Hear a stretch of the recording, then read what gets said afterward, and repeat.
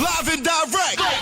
It's Sway in the morning. Right here on Shade 45. Our Rise and Shine artist of this week hails from Pittsburg, Pennsylvania. Yeah. She's had a long journey to get to where she is. Interesting story she has to share. She hung out with us a little bit at South by Southwest. Yep.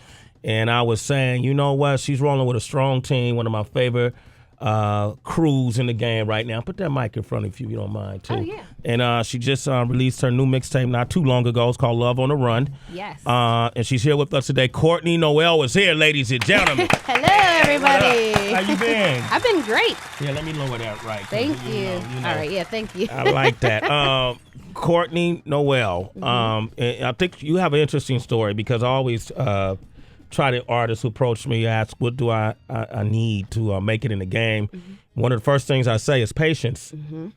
Patience. Absolutely. That's probably the number one thing you have Right? to have because it's a slow grind. Isn't it? Really a slow grind. Now, your grind, you're with Taylor Gang now. But when I saw you, I said, I've seen you before. Yes. And this was years ago because you were in New York City. You came from Pittsburgh. Okay, prior to coming to New York, what were you doing?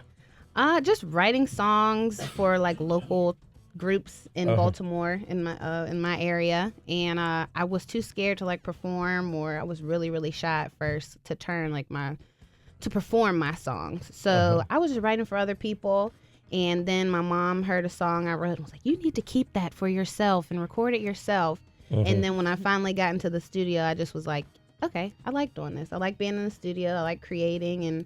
Yeah, I'm not going to give my songs away anymore. Okay, good for you. So your mom was very supportive of your career then, right? Always. Always? To this day, yep. Was it just you and your mom? What's your family background? We have a big family. So it's my whole family because I have family in Pittsburgh. I have family in Baltimore. And we have like in-laws and step-sisters and brothers. And so I have a huge family, and they're all like, just go for it. You know, like you have it. You're intelligent. You're talented.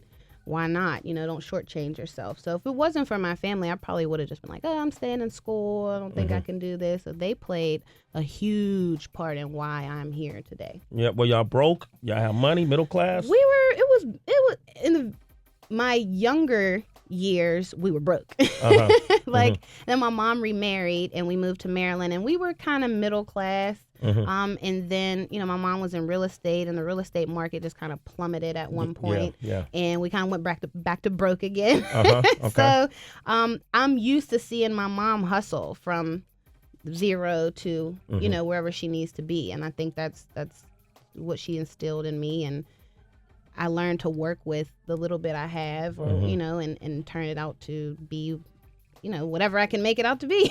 There it is. And now look at you now. I want to talk more about your story. You have a single called Food. Yes. Right? Yes. Who somebody fooled you? Yes. Someone fooled the crap out of me. What happened? I mean, I think it was one of those typical situations where as the woman, you're thinking everything's great. You're like, oh, yeah, that's my man. We cool. Everything's cool. And then you learn that person, because it takes a long time to like really know someone. And when you finally see all their true colors, and not just only their flaws, just random things you start to learn, you're just like, wow, like you were not like that when we first started dating. Yeah. What was one of those things this person shocked you with that you found out he was like that he wasn't when you first dated? This particular song, I literally met this guy, and we were together for a minute, and I moved to Atlanta. We were living together, and he proposed to me, and I was young. I was like 20 or something like that. And then he cheated on me with a stripper. Ooh, from Body Tap. I was like, hold on, though, but I didn't even know you was into this. Damn. Like, where did you find time to do this? So I was completely blindsided. What is I'm Body Tap? That's a strip It's club. a strip club. I don't know. One of the finest. One of the finest ones. Yeah. So I've read. So You know what? You eventually start pursuing your career. What we learned is your mother was supportive. When she got remarried, y'all got money. As a real estate broker, the market plummeted and you guys went broke again. Yes. Then you came to New York City. Yes. I actually had a close family friend that was like plugged into someone who worked for Universal Motown. And they were looking for an intern. And I was like, well, okay, I definitely want to learn about the business and see firsthand what I'm getting into. And at that time, everybody I was like going to go audition for or sing for, like, you need to develop your sound more, because everything at that point was like real pop R&B. Yeah. And so they're like, oh, we don't see it. It's not like ooch enough. So I was like, okay, well, I'll just try interning. And I learned a lot. Like, I learned so much about all the things that go on behind the scenes, putting out a project. At the time, they were putting out Maya's project. And so I got to see, like, her come to the studio and do press and her packaging and track listing, just all the little details that go into putting out a project. Yeah. And so I just learned a lot. And I was actually walking down the street just now, like, this place looks familiar. And I'm like, I used to work in that building Wow. right there. Yeah. So it was amazing. It was a great learning experience. Yes. You hear the patience. Remember patience, right? And this a couple years done passed by. Had you released any? And you still haven't released any music? Still hadn't released. It was still Too Afraid. I had a MySpace and all this stuff, and I was just scared. I didn't know how people would take my music. And then after my internship ended, which was like a summer, I was here for about a summer. And then I went back home and I said, you know what? I'm just going to put it out there. Like, I can't keep recording all this music and not putting it out there. And it wasn't the best of the best at that time, but I put it out and people were like, that's good. Like, I like that song, and adding the song to their MySpace page and all that. So I was like, okay, I really need to get serious here. And I came back to New York and was introduced to the Trackmasters. Yeah, and then Rich Nice. Yeah.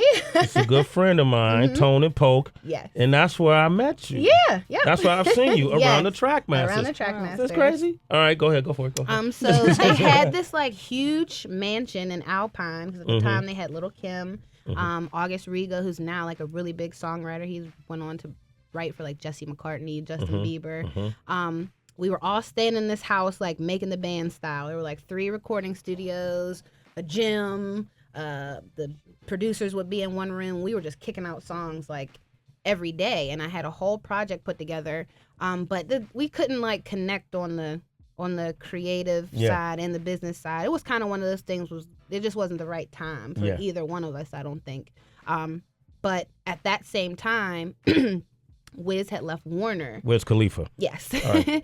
And we kind of always kept in contact. Like, I asked him about my contract. Like, do you think this is a good contract? We would FaceTime all the time and talk about things we were going through with our labels. And so when he left Warner, my deal with the Trackmasters kind of fell through, and we just went back to Pittsburgh and regrouped and went back to ID Labs, which is our home studio. And it just kind of been rolling from there. It was organic. Yeah, it was so organic. Yeah, and now Love on the Run. Now Love on the Run has arrived. And this I'm is so the mixtape. happy. Yes. Heather, go ahead. I know you want to dive in there. Yeah, because a lot of people in your position right now, you know, they listen to the show, they're trying to get in the game, they're grinding and interning, whatever. But how did you pay for stuff? Did you have a job? Like, you were in the studio. I don't understand what was your budget. My stepdad, actually, he was a really well-known contractor, a really successful contractor in Baltimore. So he at first was helping me fund everything. Like, I mean, I went to him with a business plan. My first mixtape, before 11, I went to him with a business plan and laid everything out, how much everything was going to cost, shot my first video, did my first mixtape. He would pay for me to go back and forth to New York or do whatever I needed to do. Right. And then when that stopped, because everybody's like, all right, yeah, because it runs out. Yeah. And you know, as a contractor, you're used to putting the work in and getting your money back. Yeah. I'm like, this is not going to come right back. Like, we're going to have to spend more money before we start making money.